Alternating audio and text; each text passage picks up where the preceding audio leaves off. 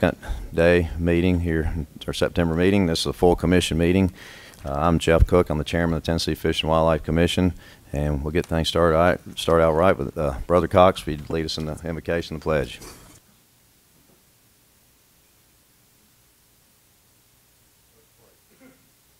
Lord, we thank you for the wonderful day you blessed us with today as we meet to do our best to conserve and protect the wildlife and the resources of this state that you've given us. We ask you to give us the wisdom and bless us in that effort. May the words and our thoughts please you. I ask you to bless our servicemen and women wherever they are. Bless our country. Bless this agency and commission. In Jesus' name, amen.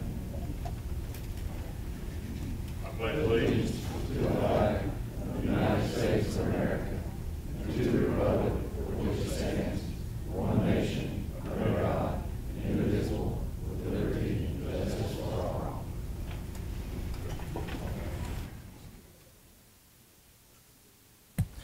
Thank you, Commissioner Cox. So this morning, if we have some guests, if anyone would like to speak, please step to the microphones, state your name, where you're from, if you represent any group.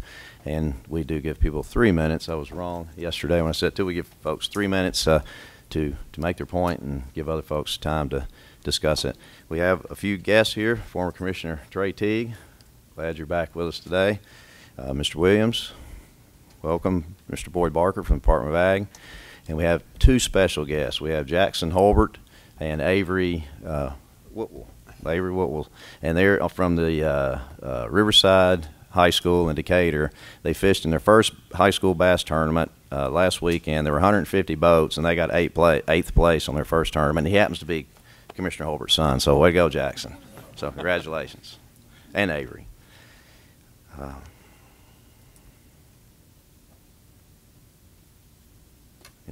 Mr.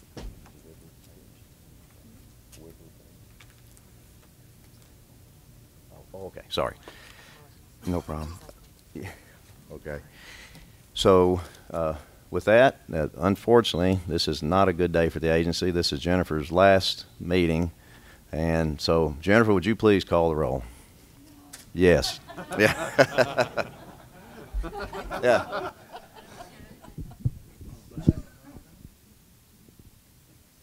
Chad Baker, Angie Box, Bill Cox,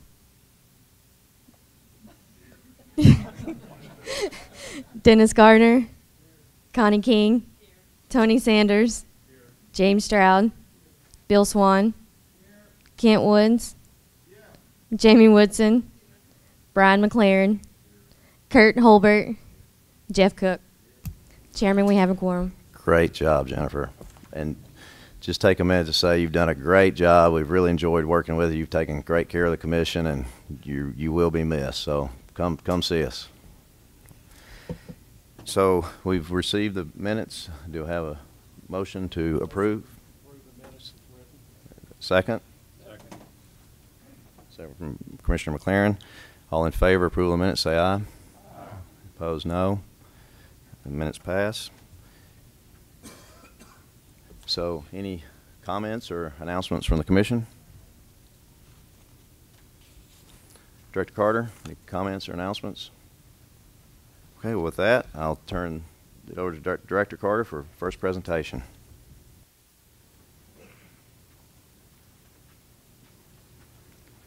Thank you, Mr. Chairman.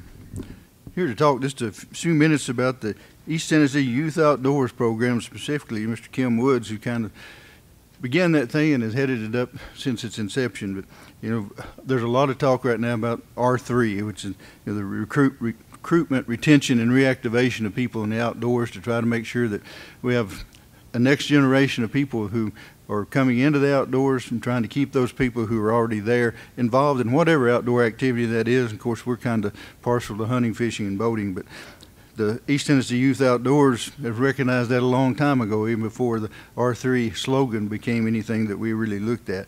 We've always had the Jake's Days, the Green Wings programs, the Becoming an Outdoor Woman program, the Wounded Warrior program, and many, many youth hunts, but this is really pretty special. And I wanted to show you a couple pictures here that kind of epitomize some of the things that they do.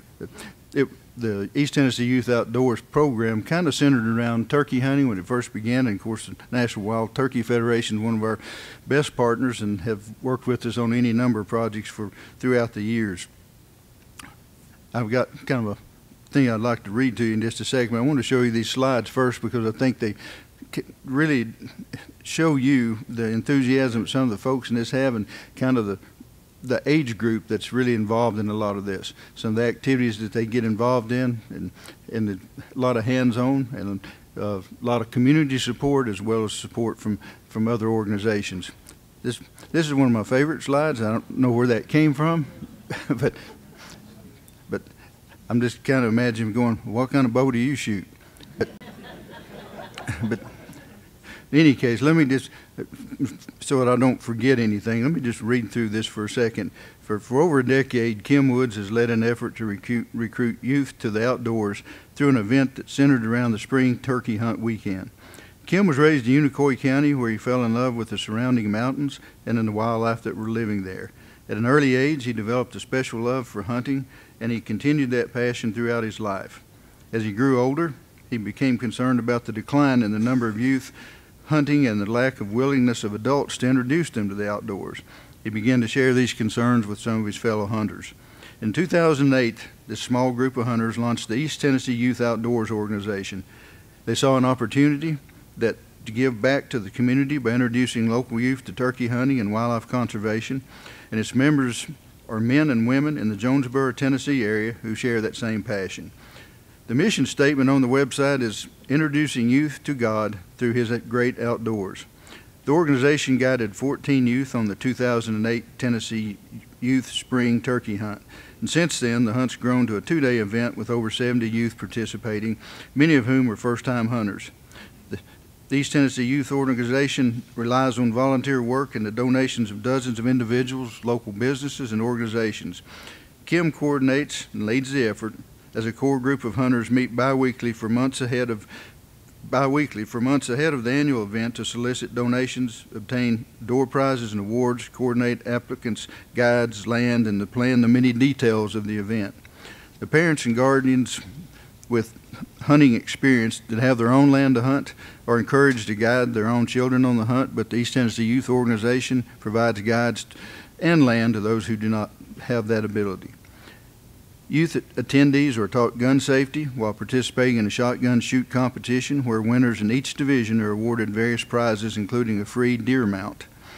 Youth are also encouraged to participate in a turkey calling contest where the top contestants are awarded plaques and other various prizes. First-time attendees are also given a handmade box call. All attendees are given a T-shirt and a gift bag, as well as several door prizes. All hunters are encouraged to bring non-perishable food items to be donated to a local organization as a way of giving back to the community. Social media is used to spread the word about the event. Starting in 2017, attendees were given landowner thank you cards to deliver to their respective host landowners. Hunters were encouraged to include their phone numbers with an offer to help with any work that might be needed around the farm. Participants are also taught to show their appreciation for allowing hunting on their owner's property. And Kim, as a thank you from the agency and the Wildlife Commission, we have a framed certificate of recognition for you and the Outdoor Youth Organization that you all have shepherded. And Commissioner Cox, who heads up our Recruitment Retention Committee on the Commission, I'll leave that to him to read that to you exactly what it says, and we'd like to make that presentation. Commissioner Cox. Thank you, Director. Retention and recruitment has been on the radar for wildlife agencies across the country for 15 or 20 years, or maybe longer.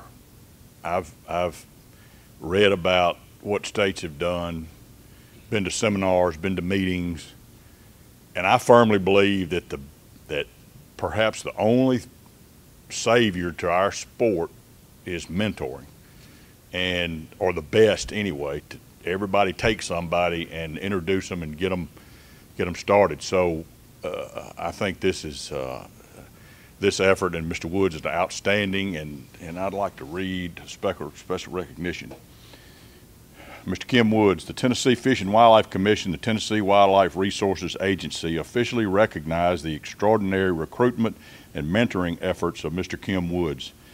His leadership and faith spawned the East Tennessee Youth Outdoors Organization, whose prime objective is to get youth outdoors to experience God's creation through spring turkey hunting in Tennessee. The ETYO continues to recruit new hunters who may have never had the opportunity without the organization's efforts. Mr. Wood's success in connecting landowners, mentors, volunteers, and local sponsors has greatly increased the recruitment and outdoor appreciation of the new hunters in East Tennessee. A heartfelt thank you is extended to Kim Woods on this day, September 21st, 2018, during the official proceedings of the Tennessee Fish and Wildlife Commission held in Knoxville, Tennessee, for his leadership in youth hunter recruitment and retention. Signed, Ed Carter. So thank you very much.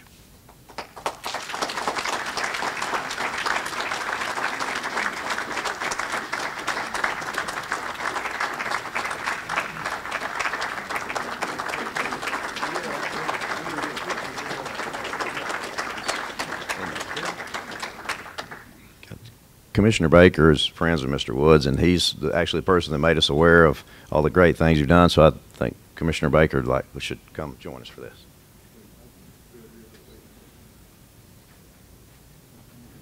Just a couple quick things.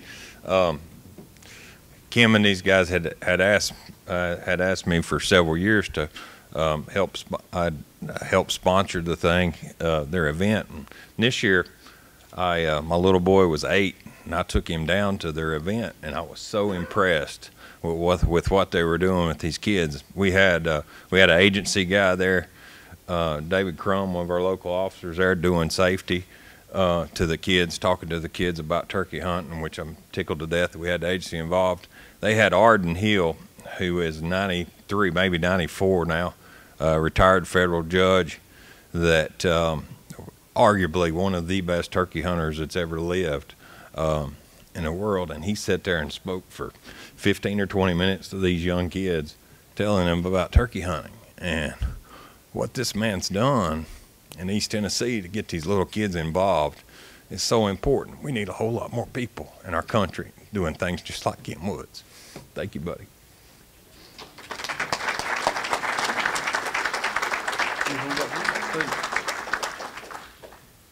Thank you, Mr. Cox, Mr. Carter, Chad. And I want to say one thing. And in doing this, I never had any idea it would turn out like this. But it has been one of the biggest blessings in my life.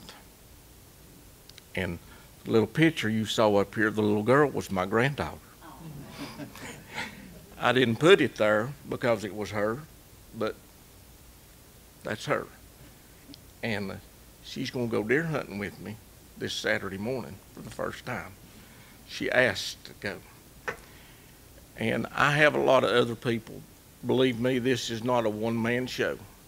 And over the years, it got way too big for me to take care of. And I got 2 gentlemen right down here that's with me this morning that have basically kept it going for the last 5 or 6 years. And this is Brandon Massengill and Jeremiah Trowbridge, and I appreciate them so much. I want to share just some of the things that have stuck out in my life of things that have happened. I can remember the first morning that we ever went out and set out hunting. We had I think it was 11 kids, and I told them, I said, this morning you're going to get to see something that you've never seen before. And I looked at their faces and they were frightened. One little boy said, are we going to see a bear? And I said, no, you're not going to see a bear. You're going to get to see the sunrise. Some of you have never seen that.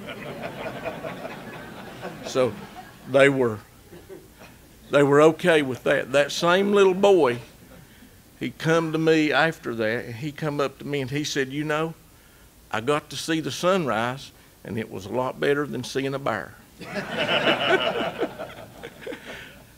And I can remember the first young person that I ever took And I was asked to take a young man turkey hunting, and I took him turkey hunting, and he was successful.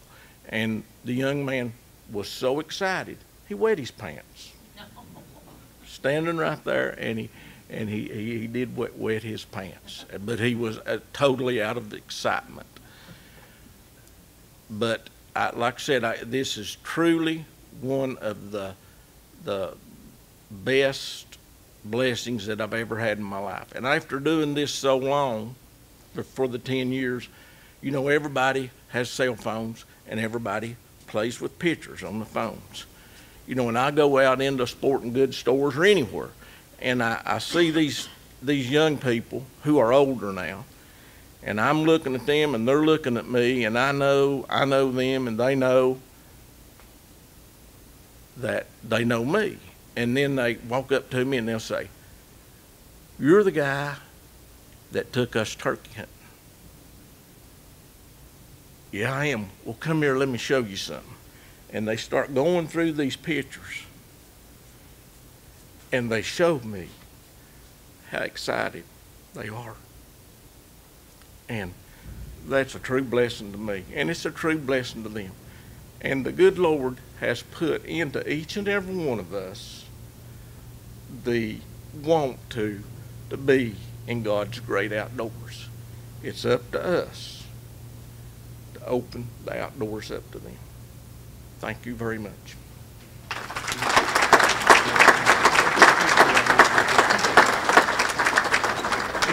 This right here good, Lee? Or? That's fine. How can you- You can just have a step away from that light. This way. Away from the light. We don't want Bill's head to shine. No, well, it's not gonna change. He is an angel. Let me get you the tip of the head. There we go.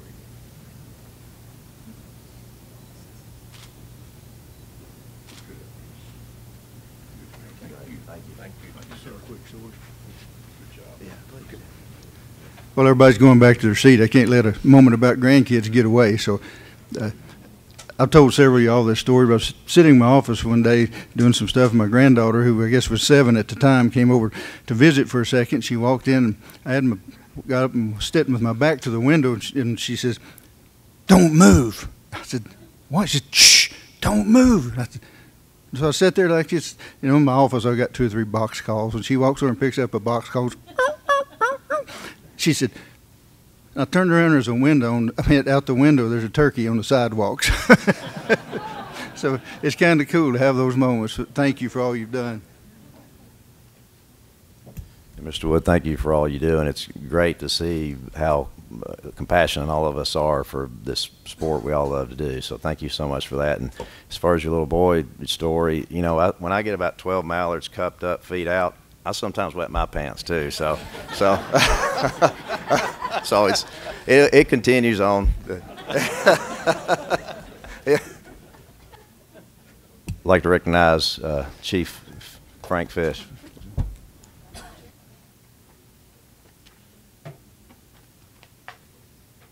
Morning, Commission. Good morning, Commission. We've got a few announcements or awards this morning to present, and the first presentation is coming to the agency. The Trout Unlimited has donated $10,000 for brook trout work, and Mike Bryant, the Tennessee chair of Trout Unlimited, is here to present that award. And Jason Henniger will be giving an update on what we do with these kinds of funds later in the program here. So I know Mike would like to say a word or two. Thank you. I'm really honored. We're really honored to be here today with you all. Most of you probably know Trout Unlimited is a national force with a mission towards preserving, restoring, and protecting our cold water fisheries throughout the nation. But really the heart and soul and strength of Trout Unlimited is really the volunteer base that makes this organization go. And in Tennessee, we're about 2,700 members strong. We're all really geared towards protecting the natural resources we have here in Tennessee. And we're thrilled to be a partner with you all in TWRA. I think it's been going on for some time, a strong heritage of support and help. And collectively, we're working towards, the same goal, protecting our natural resources. Some of you probably have seen the brook trout license plates. That's our license plate conservation fund that was established, a decade, 10, 12 years ago. And it's been a real blessing to us and as well as the state. We have donated and distributed roughly, I'll call it, just about $400,000 over the last decade. So it's been a significant resource to us in terms of meeting our mission and going forward. So it's been a real blessing to us, and we're honored today to present a check to TWRA in continuation of the brook trout studies and the genetic studies that are going on.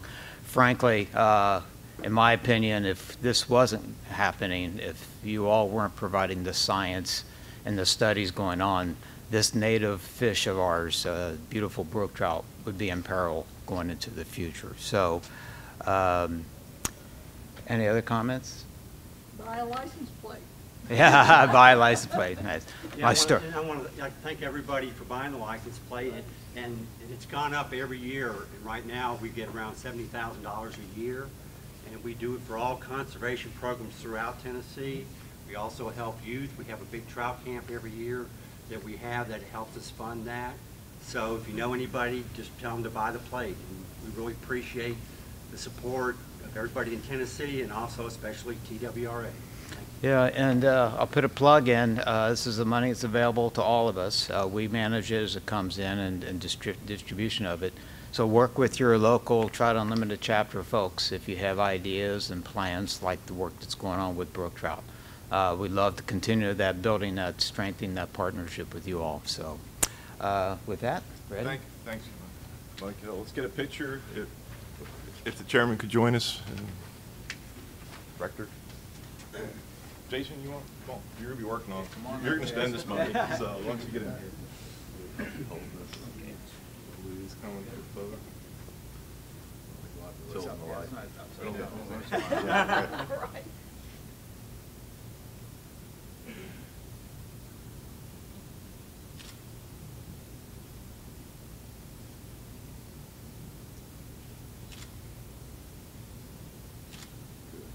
Thank you. Thank you. Thank you. Thank you. I appreciate you. You want your expert banquet or something? You can give it to Jason. All right. Thank you. Oh, yeah, here's the check. Oh. Real check. You got to put that. Give this check to Ken Tarkenton if you take that. So, well, thanks again, and we'll see a longer update on brook trout a little later today, this morning rather. So the next presentation that we want to make is for the state record black crappie. A few months ago now in Chattanooga, I brought this to your attention that we have a new state record black crappie that was caught by Lionel Ferguson. The fish is 5 pounds, 7.68 ounces, caught on a private pond. And it's huge, and it's big enough to be a contender for the world record. And we're really pleased that while we're in Knoxville, close to home, Lionel's here with his family, and we want to present his actual state record certificate to him in person. And before I do that, I do want to mention that, if the black crappie is approved by IGFA, and we have really good expectations that this will happen. We were working with IGFA this month to try to get them to make a decision that we could share today. Because of family emergency in their executive board, they weren't able to really commit to having a signature today. So it's very close, but so we're hoping we can make that announcement sometime soon. But in the meantime, we want to recognize Lionel. I hope he'll come up here to receive his certificate and bring anyone he wants up with to take a picture. Yeah.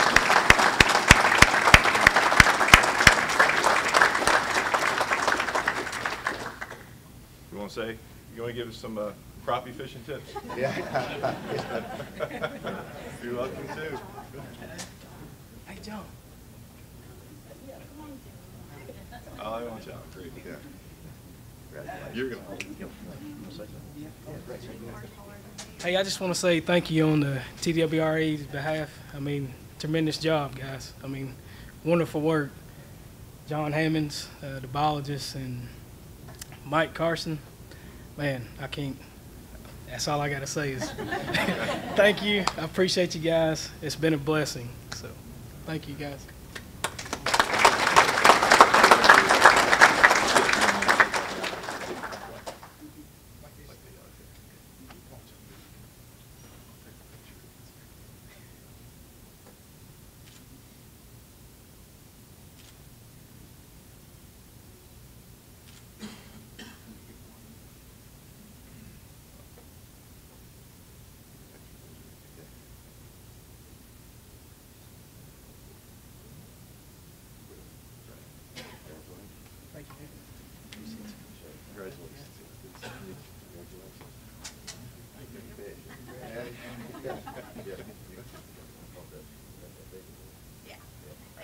There you go. Yeah. Great. See you. What'd you catch him on? Kaylin's. Kaylin's John Deere Green Grill.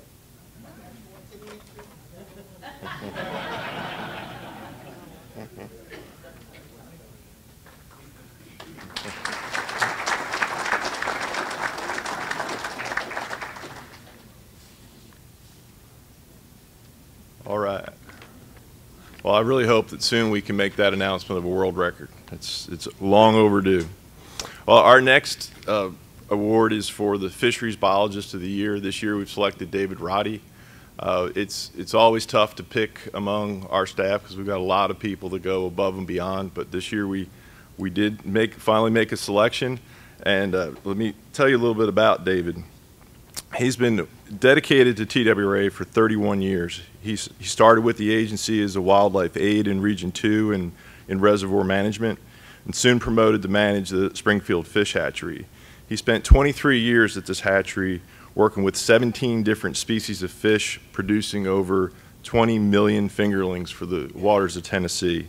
He was recognized as the Biologist of the Year, the same award in 2006, for work that he did improving that hatchery and increasing the production at that hatchery. In 2012, he was promoted to his current position as the statewide hatchery coordinator and aquatic nuisance species coordinator. He works in our Nashville office. You know, these promotions and his efforts have only accelerated since he's taken these advances. As a hatchery coordinator, David applies his hatchery experience to support TWRA's hatcheries. He plays a daily support role for the 4 cold water and 7 warm water facilities across the state. He manages all production plans and prepares the agency's annual hatchery reports. David is also a successful general contractor of sorts. He oversees a budget of $300,000 annually that he uses to maintain these facilities and improve productions across the state. He's always solving problems that we don't expect with those funds. He has continuously developed his understanding of aquaculture and disease issues, and he is eager to share this information with staff. David worked with the IT division to develop a web-based central database for all fish stocking data. This database allows TWRA to streamline entry for hatchery managers, as well as make it possible for us to better track production, distribution, and stocking reports that the anglers get to see each week. David's the one that makes that nearly a real-time product for the agency. David is dedicated to using technology in aquaculture to produce the highest quality fish. David's the one who coordinated the TWRA's first intensive Florida bass propagation effort at Humboldt Hatchery. He had a lot of help, and we recognize the staff at that hatchery, but it was really David's organization and vision that really got that system working. He has since written a manual on Florida bass production and broodstock management. As of 2018, in only the second year of operation, the Humboldt hatchery is nearing full production with the capacity to produce about 1 million fingerling Florida bass. David also, last year, assisted Region 3 staff in constructing a walleye hatching facility at Sugar Creek. In their first year, they produced 120,000 walleye. And to me, almost more importantly, it's thanks to David's mentorship that now more of TWRA's hatchery staff know how to produce walleye. And we have another location that can serve as a backup if we have a problem at another hatchery. David currently serves as the chair of the Southern Division American Fisheries Society Aquaculture Technical Committee. He recently hosted the first ever aquaculture workshop that was targeting hatchery managers and technicians to share information. He strives to learn all he can and assist the people of the state, but he really is the one that pushes all the other hatchery managers to go to these regional meetings and learn what's going on across the country and bring that information back to us. He's been a real mentor and leader in that realm. And in his other job, he's the Aquatic Nuisance Species Coordinator, where he serves on the Mississippi Basin Panel for Aquatic Nuisance Species. He's been behind the scenes developing countless messaging materials that relay the importance of preventing the spread of aquatic nuisance species. He assists the regional staff in developing educational programs, and one of them that's, I think, one of the most innovative ones that he's been involved in with Region 3 is where they're working with high school bass fishing teams to get them to understand the issues and how they can be part of the solution. And he's even used this federal money we get to control aquatic species to sponsor high school fishing clubs so that they have those logos on their jerseys and they understand and they're backing us. So the above accomplishments are just some of the reasons why David was selected. David has humbly served the agency for 31 years, and his dedication and productivity seems to increase every year. Whether he is repairing a pond liner to ensure another productive year, or he's given a presentation on how to battle aquatic nuisance species on TWRA's behalf, David is always giving his best to make fishing better for the anglers of Tennessee. David, congratulations. Come on up here.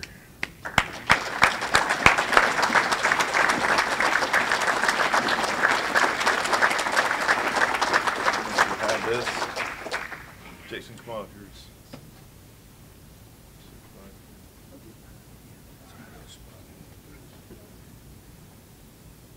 We're going to get one more time.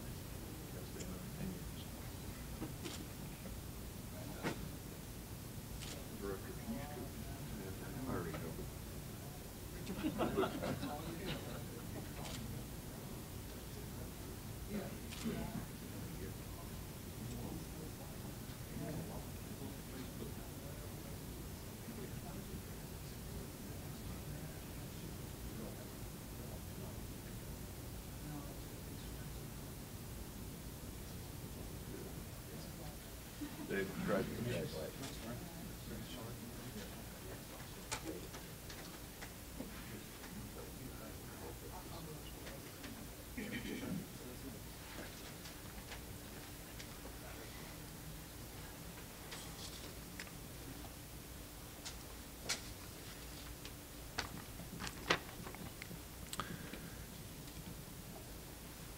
This year we also selected a Technician of the Year.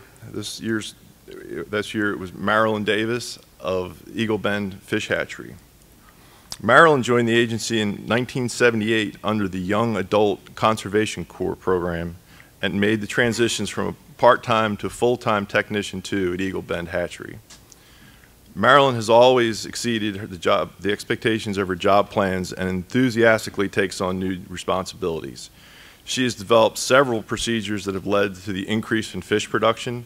She assists in the spawning and producing of over 5 million larval fish each year. She administers the daily care for these fry, including feeding, cleaning, counting, and recording the number of fish available for shipping. She reports the number of fish shipped each week and submits all stocking reports to the hatchery. She also assists in the stocking the fry in the production ponds and weekly samples to document their survival. She records and submits the stocking numbers and records for all the ponds harvested each week and always submits the stocking numbers to the hatchery coordinator each day so they can be posted on the agency website. Marilyn is currently responsible for handling all invoices and receipts at the hatchery. She's also created and maintains a spreadsheet to help track the hatchery expenditures in addition to the bookkeeping we do with the state.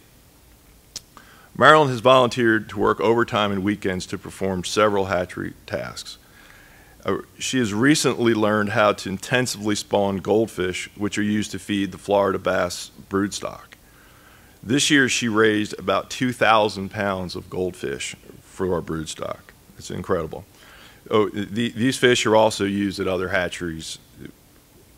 Over the past 5 years, she has volunteered to take on the daily care of over 750 snapping turtles, which have been pit tagged and stocked to evaluate the age and growth of these species. She achieved amazing growth rates and excellent survival of these turtles during the project. She has determined and been responsible for recovering she's figured out how to feed the turtles to get them in the proper health.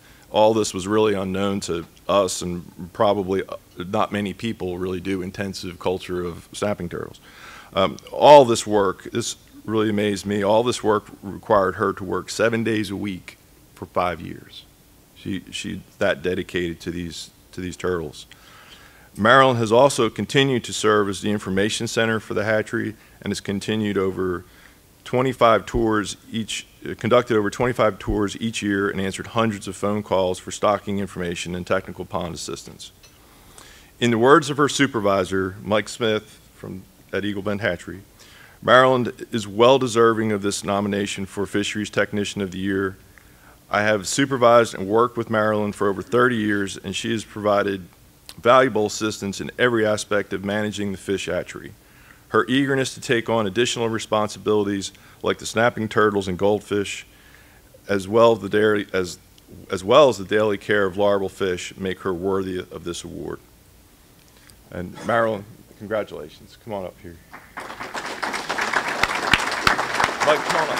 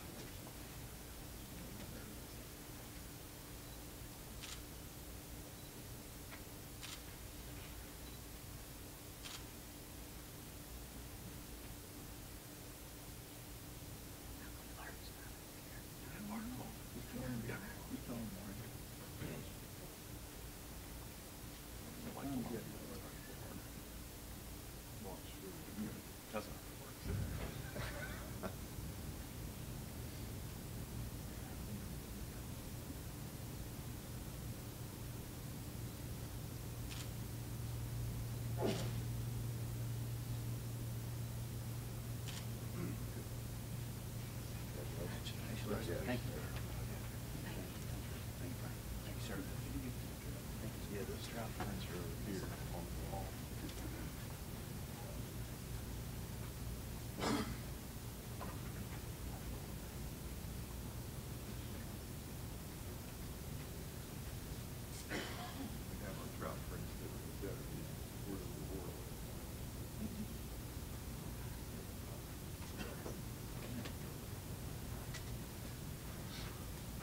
Okay.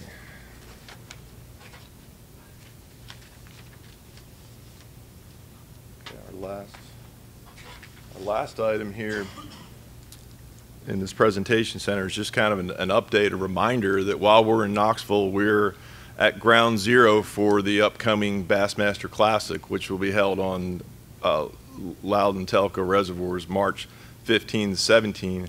The agency, of course, this is a Bassmaster event, but the agency will be very excited to see them come to Knoxville, and we'll be helping handle fish for this event as well. We'll certainly have, whatever presence we can have, we will. I wanted to show y'all a short video about the Classic to kind of get you pumped up for it while we're in town, but still a ways away, but we'll, I was excited to get this presentation from Bassmaster.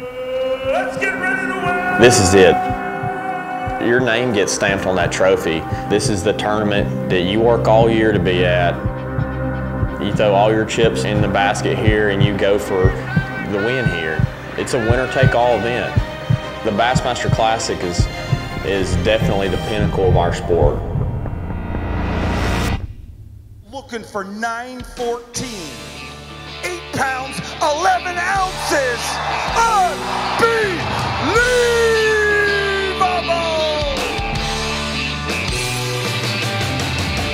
Yeah.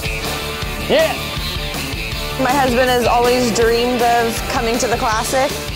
We're from Lake Havasu, and my parents are from Syracuse, New York. We've got an event set up for kids, and it's all about getting kids excited about fishing.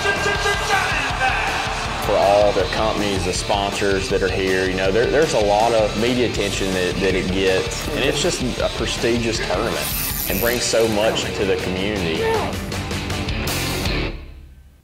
Back-to-back domination!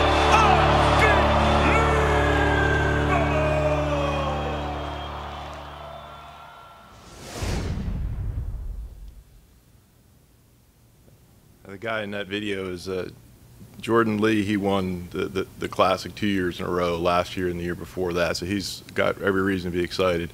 This event is, there's only 50-some participants in it. It's really a fan event. I mean, people are going to come here to watch those elite fishermen, and they're going to come to enjoy the expo center and all the things that you saw in that video there. So very excited to see that come, and March will be here soon enough.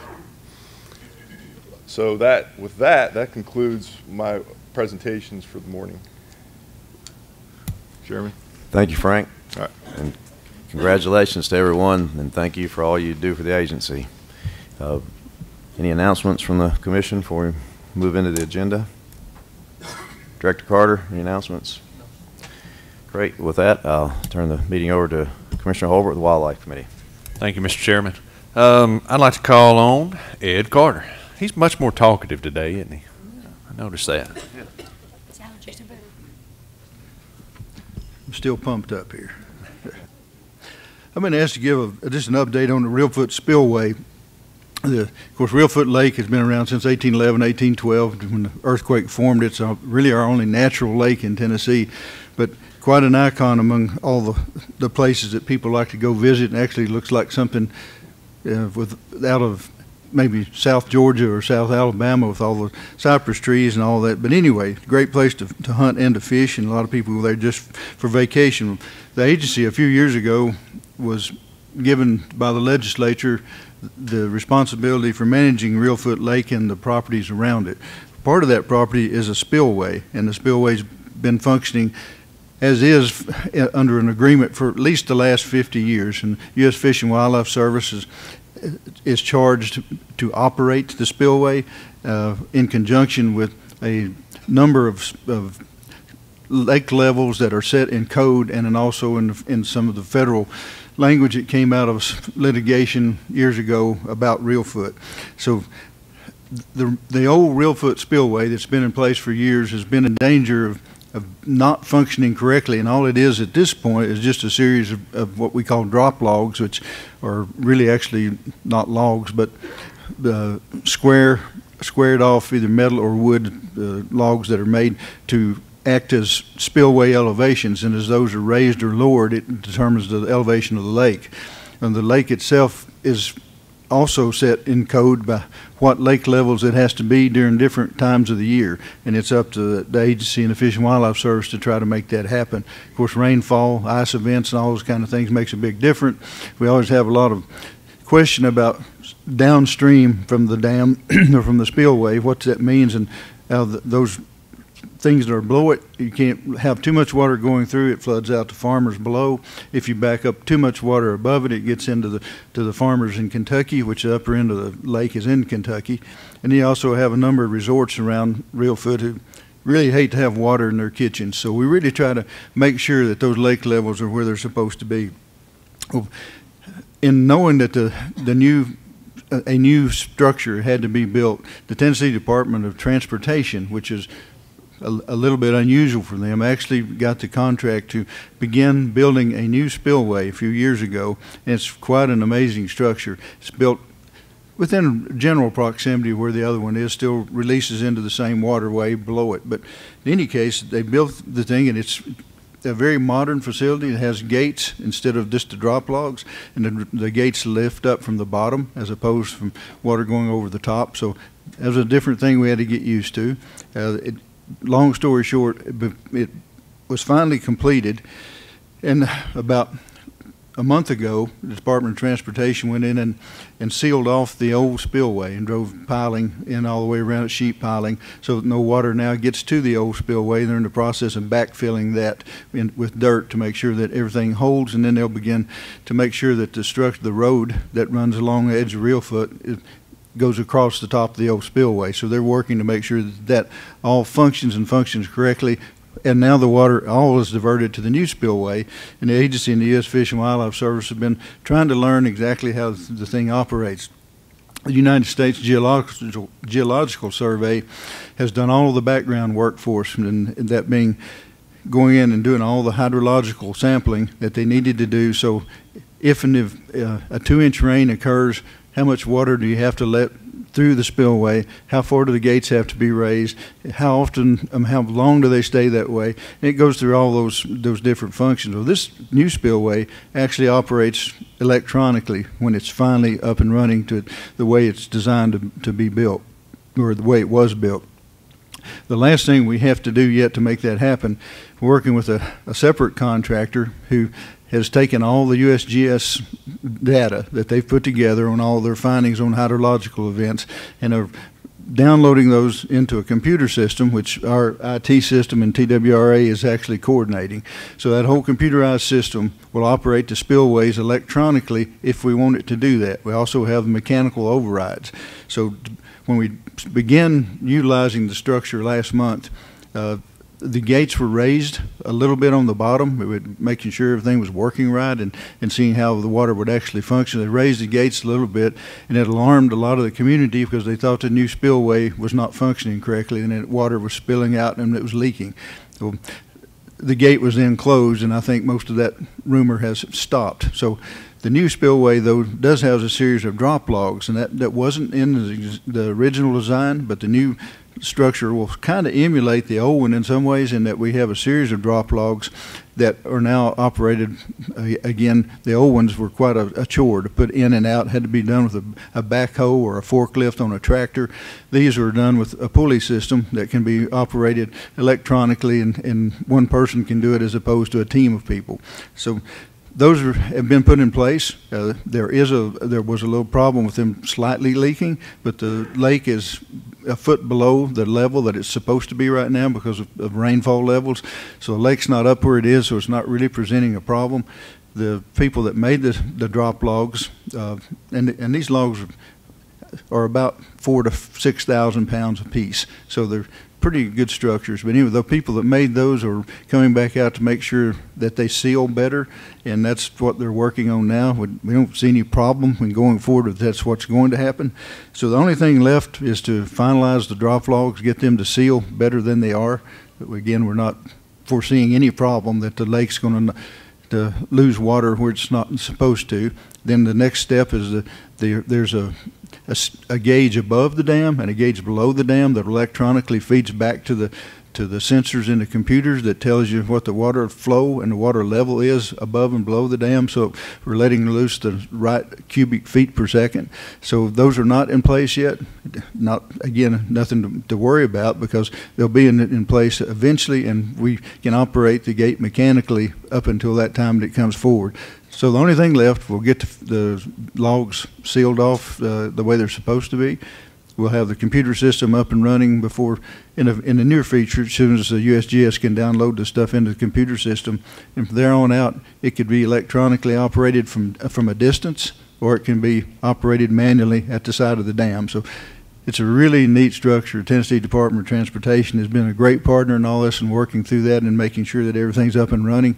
We got all the manuals that tell us what everything does. I personally have not read them, but it would take a while to do that. But we've got all that in place. I guess the bottom line is we're pleased with where we are on the structure. I think it's going to function. It's going to be an amazing facility for Reelfoot, and allow us to keep the water levels even better than they were under the old one, because all the old one did was let water run over the top of it. So, be glad to answer any questions that you might have. Any questions? I got one. Would you briefly describe the relationship with U.S. Fish and Wildlife and TWRA about the lease and who operates it, who maintains it, and that kind of thing? There's a lease between the U.S. Fish and Wildlife Service and the TWRA, and it's got two parts to it. One that has to deal with the refuge, which the part of Reelfoot Lake is a National Wildlife Refuge, and the other part deals with the actual operation of the facility itself. That was a thing that was put in place, again, about 50 years ago when the first one was written, and this one roughly emulates it in terms of whose responsibility it is, but it was named in that the U.S. Fish and Wildlife Service would be the people that physically operate the structure, but the TWRA would be responsible for the maintenance and of the spillway itself, but the separate part of the lease is the refuge where the upper end of the lake is. So it doesn't really matter who is in charge of the operation, because the lake levels are established by the courts and in state law. That's correct. So it really doesn't matter. In terms of what the lake levels are, no, it doesn't. Okay, thank you. Thank you. So, Ed, sorry, I think I'm asking the same question, but I just want to be sure, because I get asked from several people in the community, you know, we need to change the levels, we need to do these things, and I think it's the same thing that Commissioner Cox just asked, but I just want to be sure. So the USGS, U.S. Fish and Wildlife, they set the parameters. All we do is do the work to control the levels at where they set. We don't have the authority to set the levels. Is that correct? We do not have the authority to change the lake levels as they are in code, but the Fish and Wildlife Service actually does. They punch the buttons or raise the gate. We don't do that part, but they have to stay within those parameters that are established in law, and we just work with them to make sure that the facility operates as it's supposed to. And we can't change the levels. That's not our. It would. I'll make sure our attorneys tell us here, but the only way we could change that, we'd have to have a change in state law, and then we'd have to get some kind of blessing through the federal court system, because it was a part of a settlement back in the 20 or 30 years ago. I just wanted to clarify that, because, you know, get a lot of, well, not a lot, but some comments or questions say, why don't you guys just change this? We need to change this, and try to explain that we cannot just change that. So that's correct. Thank you. And so rhetorically, the whoever influences in Kentucky have no say-so about the lake levels either. They don't have a direct say-so. They were involved in, there was possible litigation from the Kentucky farmers when the water levels get up to a point where they feel like they're losing part of their crops, and they feel like that the spillway should be letting more water through. But again, they have no input either into what the lake levels should be unless they go through the same process we just talked about. They're under the same guidelines we are. They are. Okay. Let me just make sure, did I say everything correct, Tracy? Okay. Right. Any other questions? We continue to maintain it. Will you ask that for me? We continue to maintain the spillway, though, right? Correct.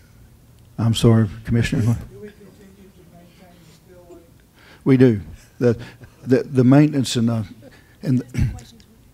the lake levels and operation of the gates to maintain the lake levels is U.S. Fish and Wildlife Service. The actual maintenance from mowing the grass around it to making sure that all the structure is working is ours.